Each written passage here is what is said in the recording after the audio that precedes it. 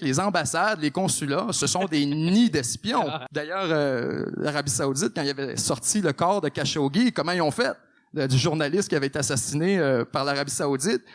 Il avait été assassiné dans une ambassade en Turquie. Il avait été sorti de là dans une valise diplomatique. Sorti son corps découpé dans une valise. Pourquoi? Parce que t'as pas le droit de fouiller une valise. Tout à l'heure, tu as parlé de nouvelles grosses attaques. Tu as parlé justement des cyberattaques. Puis justement, on dirait de plus en plus ça avance. Le big data, là, ça a l'air de justement d'être la nouvelle richesse. Là, ça, on le voit là, que on dirait que comme, à moins que je me trompe, là, mais y a-tu comme deux marchés à ça? Est-ce qu'il y a comme genre les compagnies qui essayent d'en avoir le plus possible, puis t'as comme les gouvernements qui essayent d'en voler le plus possible pour faire peut-être une guerre hybride. Ça dépend des gouvernements. Nous ici, on n'est pas particulièrement actifs. Même chose pour les Américains, ils sont pas connus pour être particulièrement actifs dans ce domaine-là. Ils vont plus se défendre puis défendre leurs propres entreprises. Mais d'autres pays, les Russes notamment, sont connus pour être très efficaces, puis des cellules du gouvernement qui sont pas financées directement par l'État, mais à travers des bras d'extension de l'État russe, qui vont être capables, un peu comme le groupe Wagner, qui est un groupe de mercenaires qui est essentiellement une extension géopolitique du gouvernement russe puis de Moscou. Mais si tu regardes à l'échelle internationale, c'est pas nécessairement la Russie, la Chine les plus tannants. Des fois, ça va être, écoute, t'as vu récemment avec le logiciel Pegasus qui avait été produit par les Israéliens, qui était essentiellement, t'envoies un message texte, ils ont juste besoin de t'appeler, je pense. T'as même pas besoin de répondre au téléphone, juste t'appeler. Ça leur permet d'entrer puis d'avoir accès à toutes tes données. Ça avait été développé par les Israéliens, ça s'est mis à couler, ça avait été vendu beaucoup aussi, évidemment.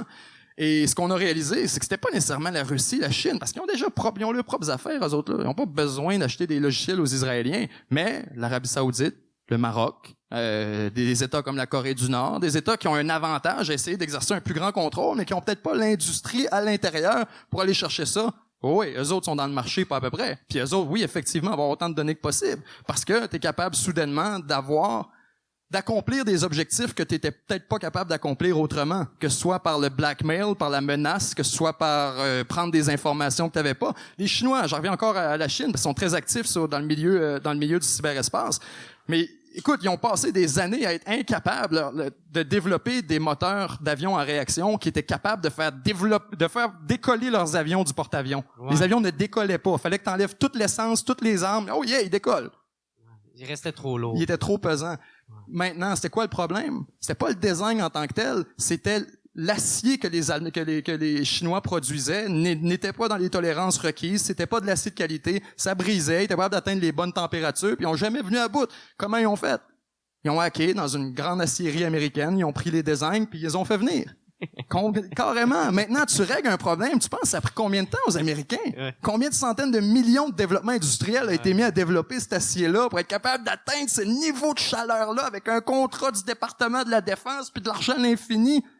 Et ça a pris combien de temps? Ça a pris 2 secondes pour les Chinois. Ça a pris le temps de le trouver, de le faire venir. Fait qu'est-ce qu'il y a un marché? Écoute, mon homme, la valeur de ça, c'est indiscutable. Ils sont pas intéressés dans ton historique. Ça dépend.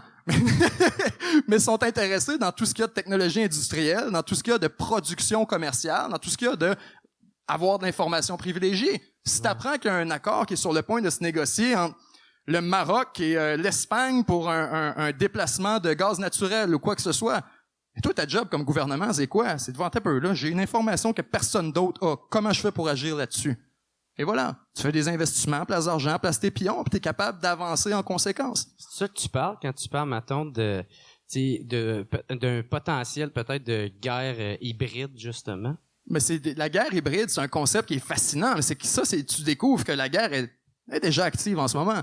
Guerre hybride, c'est qu'on veut dire tous les moyens qui ne relèvent pas de la guerre violente, de la guerre chaude, de la guerre physique, explicite où on va exactement kinétique, comme on pourrait dire. Lancer des balles, des missiles, quoi que ce soit, des bombes.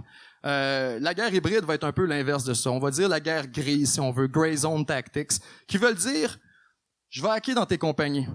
Qui veulent dire, je sais que tu as 3-4 diplomates qui sont stationnés sur mon territoire, qui sont peut-être des espions. Tu vas faire comme les Russes ou les Chinois ont fait avec le syndrome de la Havane. Tu vas t'arranger pour identifier ces espions-là, tu vas leur envoyer des ondes, on va essayer de les manipuler un peu pour essayer de les rendre inconfortables dans leur poste, puis ils vont finir par quitter le pays. C'est de la zone grise. C'est une vraie affaire. Oh oui, exactement. C'est pas tiré d'un film. Non, pas du tout. Les Chinois, le syndrome de la Havane, c'est vraiment une histoire fascinante. Mais des diplomates qui étaient stationnés partout dans le monde, qui sentaient tous les mêmes symptômes, comme si tu ouvrais une fenêtre de char pendant que tu roules à 100 km. Les vibrations, la tête qui shakeait, comprenaient pas, ils perdaient l'équilibre, fallait qu'ils soient ramenés au pays avec des lésions permanentes. Personne les croyait. Ils disaient, on vous a inventé vos histoires, ça n'a pas d'allure. Fini par réaliser que c'était effectivement une attaque au micro-ondes qui avait été faite par une puissance étrangère. Pourquoi tu penses? Les seuls qui étaient visés, c'était des diplomates ressortissants américains qui sont, je vois, tu avais parlé avec Michel Junot-Katsuya récemment, qui t'a très bien expliqué que les ambassades, les consulats, ce sont des nids d'espions. C'est même pas caché, c'est connu depuis des centaines d'années. On n'a même plus de raison d'être d'avoir des ambassades. On a Internet, mais quand même, ça continue, c'est une des raisons pourquoi. D'ailleurs, l'Arabie Saoudite, quand il avait sorti le corps de Khashoggi, comment ils ont fait? Du journaliste qui avait été assassiné par l'Arabie Saoudite. Il avait été assassiné dans une ambassade en Turquie. Il avait été sorti de là dans une valise diplomatique. Sorti son corps découpé dans une valise. Pourquoi? Parce que t'as pas le droit de fouiller une valise.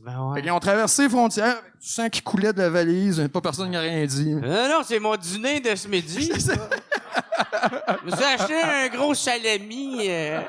Ah ouais. Tabarnak, fait que ça, on va dire, c'est effectivement, c'est très, très actif. Moi, en tout cas, je tiens à te dire merci parce qu'à chaque fois que je reçois, justement, quelqu'un, je sais, qui va me parler un peu de géopolitique, je t'écris ou je t'appelle tout le temps. Puis tu me donnes tout le temps des crises de bonnes questions, man. Chris, t'es fin. Puis c'est pour ça que j'ai de l'air préparé. Je fais un copier mot pour mot qu'est-ce que Benjamin me dit. J'essaye de plugger des mots intelligents que j'ai moi-même de la misère à dire.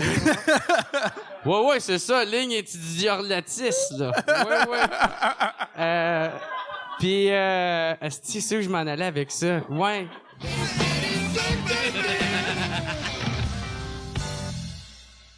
Hey, what's up tout le monde? Gros merci d'écouter et de suivre le What's Up Podcast. Vous pouvez m'aider en devenant membre Patreon. Il y a une couple de forfaits. Il y en a à 3, il y en a à 4, d'autres à 10 et d'autres à 25. Mais en plus de m'aider financièrement, vous allez pouvoir recevoir les épisodes d'avance et pas besoin d'attendre qu'ils sortent en ordre chronologique. Devenez membre au patreon.com/whatsuppodcast. Fait gros merci tout le monde et passez une excellente journée. Oh yeah!